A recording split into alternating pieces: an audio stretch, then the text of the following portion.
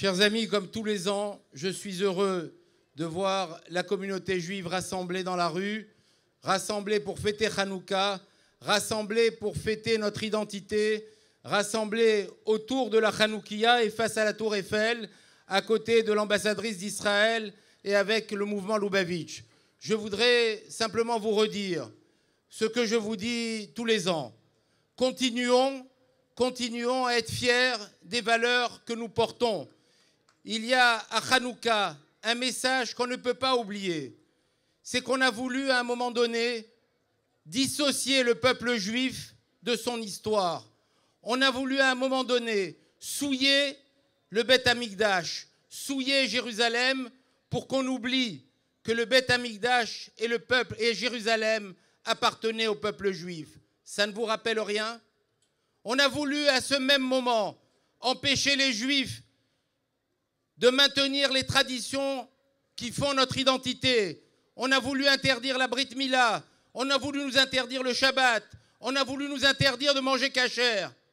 Mes chers amis, des millénaires après, des siècles après, les Juifs n'ont oublié ni le Beth Amikdash, ni Jérusalem comme leur capitale éternelle, ni les valeurs profondes du judaïsme. Pourquoi?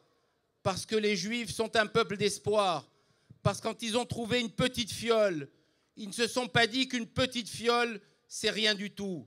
Ils se sont dit qu'avec un tout petit quelque chose et avec l'aide d'Hachem, on peut espérer tout rallumer.